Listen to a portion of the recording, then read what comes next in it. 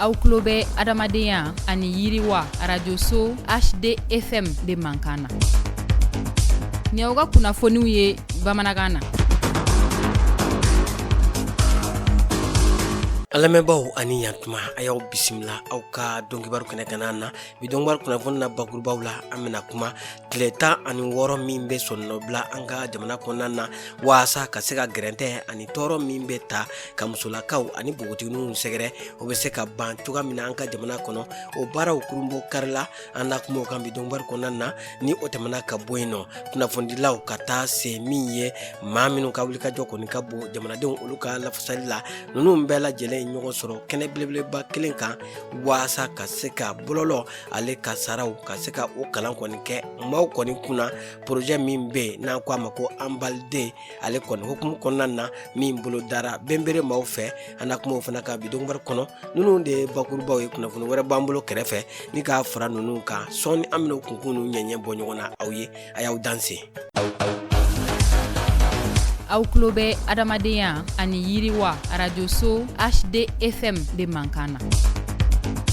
Tibarikala ayaw bisimila ko kura dɔnkibaru kɛnɛ kana na i n'a fɔ an bɔra k'a fɔ kunnafoni daminɛw la cogoya min na wulikajɔ belebeleba min ni o bɛ kɛ san o san an ka jamana kɔni kɔnɔna na waasa gɛrɛntɛ ani tɔɔrɔ jugu min bɛ ta ka musolakaw ani bogotigininw kɔni sɛgɛrɛ o bɛ se ka dabila cogoya min na o wulikajɔ belebeleba in a baaraw kɔni kurunbɔ karila bi sɔgɔmada in na an ka ɲɔgɔn ye soba la ni o ye CCB ye an ka jamana musow den ani denbaya minisiri fɛ ni o ye Madame Jara Jɛnɛba Sanogo ye ni wulikajɔ belebeleba in a kɔni bɛ bolo da an ka jamana kɔni kɔnɔna na waasa ka se ka lafaamuyali kɔni kɛ k'a ɲɛsin jamanaden bɛɛ lajɛlen ma maa minnu bɛ musow kɔni tɔɔrɔ u farikolow la o baaraw bɛ se ka dabila an ka jamanaw kɔni kɔnɔ cogoya min na ɲinanta in na u kɛn bɛ ka babuse min kɔni ta diɲɛ kɔnɔna na o de ye ko an ka fara ɲɔgɔn kan ni ka an sinsin bɔlɔlɔ sira fɛ gɛrɛntɛ min bɛ ta ka maaw sɛgɛrɛ o bɛ se dabila cogoya min na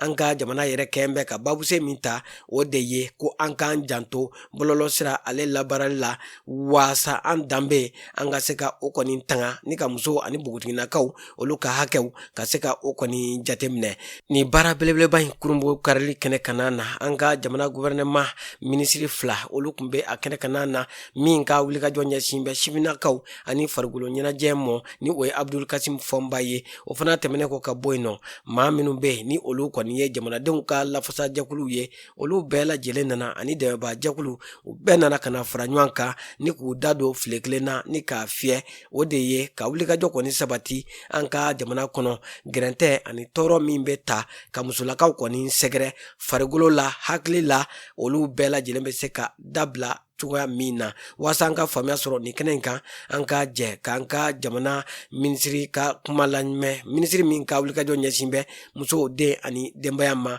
ni o ye Madame Jara Jɛnɛba Sanogo ye. Tile 16 baara min bɛna ɲɛnamaya k'a daminɛ bi la an b'o o nundɔni kɛnɛ de kan bi donc aw yɛrɛ y'a ye k'a fɔ kuma caman fɔra ja caman yirala yan mais an b'a yira k'a fɔ nin tɛ foyi ye a la halisa ko caman wɛrɛw de bɛ binkani walew kan minnu ka kan ka lajɛ ten Mali kɔnɔna na ani diɲɛ fantan naani bɛɛ la donc k'a yira k'a fɔ fɛnɛ baara minnu bolodalen don an ka région kɔnɔnaw la wulikajɔ baara ninnu fɛnɛ bɛna latigɛ yen tile 16 baara ninnu kɔnɔna na binkani wale sugu ka ca i komi minnu bɔra ɲɛ olu y'a fɔ cogo min denmisɛnw b'a la mɔgɔkɔrɔbaw b'a la hali an filɛ yɔrɔnin min na i komi sisan den cɛmanin dɔ bɔnɛnen don a farikolo cogoya la kama sɔrɔ bugɔli fɛ kalanso kɔnɔna na donc o bɛ lahalaya min kan sisan kuma dɔw bɛ yen i b'a fɔ a jɛlen kan pour que mɔgɔw bɛ se k'a faamuya ni dɛmɛ bɛ se ka sɔrɔ cogo min an bɛ yɔrɔ min na i komi bi hakɛto bɛ kuma kan den banakɔtaga tɛ se ka tɛmɛ a tɛmɛcogo kɔrɔ fɛ a bɛ bɔ wo de bɛ a kɔ kan a bɛ dɔgɔtɔrɔso la bi hakili la a san kelen kan ka kɛ nin ye parce que an bɔra kalama novembre le 24 novembre hakili la donc k'a yira k'a fɔ nin bɛɛ bɛ jate binkani kow cogoya fɛ karamɔgɔ de y'a bugɔ a ka kalanbaga o de y'a bugɔ donc a paralysera an bɛ yɔrɔ min na i komi bi a bɛ hôpital du Mali la donc nin wulikajɔ baara ninnu k'a ɲini aw bɛɛ fɛ maliden bɛɛ lajɛlen fɛ jamana ɲɛmɔgɔw bɛɛ b'a la an bɛ k'an cɛsiri k'an fanga fara ɲɔgɔn kan wulikajɔ baara minnu bɛ kɛ tile 10 ninnu an ka kɔkɔrɔma don Mali kɔnɔ. Kɛnɛ belebeleba sigira bɛnbere maaw fɛ ka bɛn novembre kalo tile 25 san 2025 u ka projet hukumu kɔnɔ, projet min ni an ko a ma ko Anbalde a ye maaw fara ɲɔgɔn kan, maa minnu ni olu ka baara ye kunnafonidi ye ani maa minnu ka baara ye technique ale kɔni baara kɛli ye fo ka taa se maaw ma, maa minnu ka wulikajɔ kɔni ka bon jamanadenw lafasali la ani maa minnu ka baara ye bɔlɔlɔ ale kɔni labaaraliw ye. Ninnu bɛɛ lajɛlen kɔni farala ɲɔgɔn kan waasa ka se ka kalan kɛ u kunna. Bɔlɔlɔ a bɛ se ka kasara min lase an ka ɲɛnamaya kɔnɔna na u ka se ka o faamuyaw kɔni sɔrɔ ni ka se ka maaw kɔni tanga ka bɔ bɔlɔlɔ kan kasaraw kɔni mɔ. O de la ni kɛnɛ belebeleba in kɔni kana na hakilina falen kɛnɛw olu kɔni sigira ni ka se ka jɛ ka fɛɛrɛw kɔni sigi sen kan waasa an ka jamana a bɔlɔlɔw bɛ se ka labaara lakana kɔnɔna na cogoya min na. An bɛ taa Gawukaw fɛ yen nɔ an ka jamana kɔnɔna na faraɲɔgɔnkan jɛkulu min bɛ waasa ka se ka sifinnakaw ni o ye denmisɛnninw ye olu ka hakɛw kɔni lafasa u ye sigi kɛrɛnkɛrɛnnen kɔni kɛ ka bɛn novembre kalo tile 23 ka taa kuncɛ a tile 24 na min kɔni senfɛ u ye min ye kalan kɔni kɛ maaw kɔni kunna ka se ka dɔ kɔni fara u ka dɔntaw ka denmisɛnninw olu ka lakana kunyaw o kunkanko kibaruyaw kɔni na a kɛra don hukumu kɔnɔ don min ni o bɛ sigi denmisɛnninw olu tɔgɔla don ɲɛnamaya hukumu kɔni kɔnɔna na fɛn min ye ni kɛnɛ belebeleba in kɔni kana na a jirala k'a fɔ ko laɲini ye min ye o de ye ka se ka jamanadenw kɔni kalan u ka se ka fɛɛrɛ dɔw olu ka se ka sigi sen kan denmisɛnninw ka kɛnɛyako u ka kalanko olu bɛ se ka sabati cogoya min na an ka jamana kɔnɔna na kɛrɛnkɛrɛnnenya la Gawo ale kɔni marabolo la denmisɛnnin ka caman bɛ yen minnu kɔni mako bɛ dɛmɛ la maakɔrɔbaw olu hakili bɛ se ka to u la cogoya min na nin kɛnɛ in kan maa 50 bɔɲɔgɔnko olu de kɔni ye ɲɔgɔn sɔrɔ waasa ka se ka nin kalanbulon in nafa kɔni sɔrɔ yiriwa badabada ka se ka o baaraw kɔni boloda ka ɲɛsin an ka denmisɛnninakaw mɔ. An bɛ taa an ka jamana kunnafoni kunkuruw la min ye wulikajɔ belebeleba o kɔni kɛra an ka jamana kɔni fɛ waasa ka se ka fɛɛrɛ kuraw kɔni sigi sen kan an ka jamana kɛnɛyako o bɛ se sabati cogoya min na fɛn min ye san 2026 ka taa bila san 2035 la o kɛnɛyako gafe belebeleba o de kɔni dilala ni ka sigi sen kan ka bɛn tɛnɛndon novembre kalo tile 24 san 2025 a dili kɔni kɛnɛ kana na an ka jamana minisiri min bɛ ni ale ɲɛsin bɛ kɛnɛya ani buna adamadenya yiriwa ma ale tun bɛ a kɛnɛ ɲɛmaaya la ka fara ale kɔni kan dɛmɛbaa jɛkulu ani musaka bɔbagaw olu bɛɛ lajɛlen de nana ɲɔgɔn sɔrɔ ka jɛ ni ka fara ɲɔgɔn kan fɛn min ye an ka jamana ale kɛnɛyako o bɛ se ka sabati cogoya min na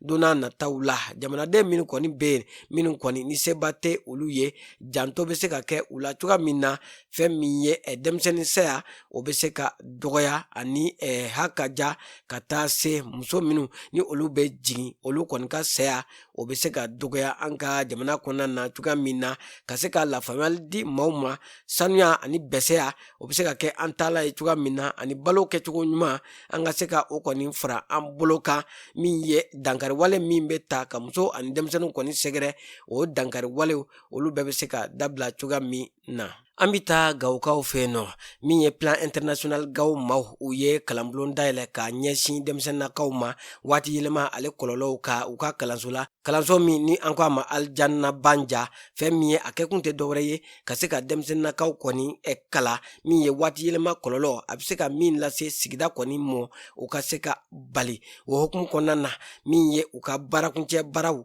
u ye kalanden minɛnw u y'o kɔni tila denmisɛnninaka 30 bɔɲɔgɔnko la minnu cɛma musomanin 15 olu b'a la waasa ka se ka Gawo kalanko ka se ka a sinsin ni ka a yiriwa. An bɛ taa jamana ale kɔkan kibaruyaw la min ye ɲɔgɔn kunbɛn belebeleba min ni o b'a la ka kɛ Brésil jamana na waasa waati yɛlɛma kɔlɔlɔw olu bɛ se ka kɛlɛ ka ban cogoya min na n'an ko a ma ko COP 30 o kɔni kɛnɛ kana na min ye bɛnkan dɔ kɔni sɔrɔla maaw ni ɲɔgɔn cɛ waasa ka se ka wulikajɔ kɔni sabati ni ka musaka bɔ ka di fantan jamanaw mɔ u ka se ka waati yɛlɛma kɔlɔlɔw ka se ka o kɔni kɛlɛ min ye diɲɛ jamanabaw Irisi ka taa se Chine ani Arabi Saoudite olu jamana olu bɛɛ lajɛlen kɔni ka wulikajɔ kɔni kɔnɔna na fɛn min ye u y'a jira k'a fɔ sisijugu min ni o kɔni bɛ bɔ diɲɛ kɔnɔna na dɔ ka se ka bɔ o la waasa buna adamadenw olu bɛ se ka tanga k'a bɔ waati yɛlɛma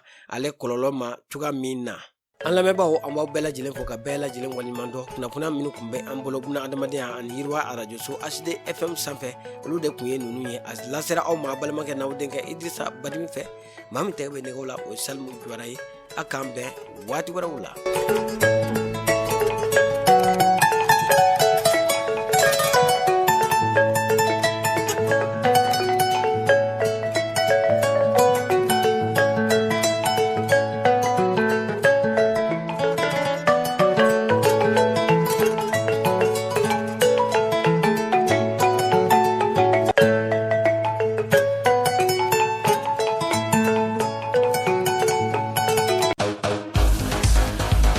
Aw tulo bɛ adamadenya ani yiriwa radio so HD FM de Mankana.